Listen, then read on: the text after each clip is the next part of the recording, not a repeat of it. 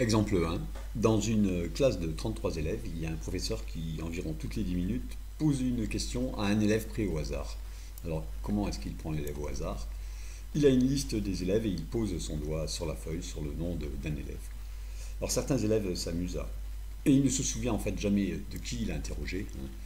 Voilà, donc à chaque fois, c'est vraiment au hasard. Et certains élèves font comme ceci des statistiques, hein.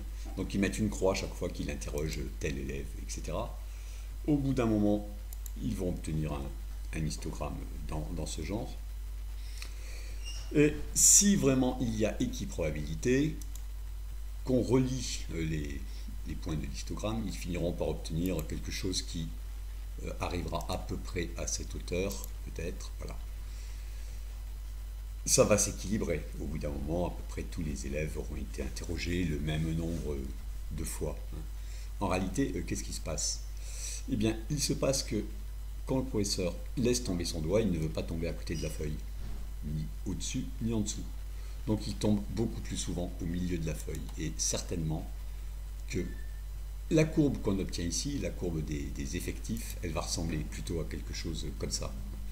Donc est-ce qu'il y aura équiprobabilité quand on divisera tous les effectifs par le nombre total d'interrogations? Sûrement pas.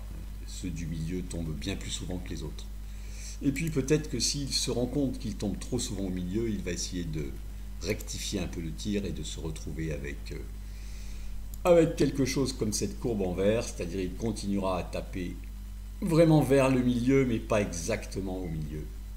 Voilà un exemple de non-équiprobabilité, où pourtant on a l'impression de tirer un élève au hasard, hein.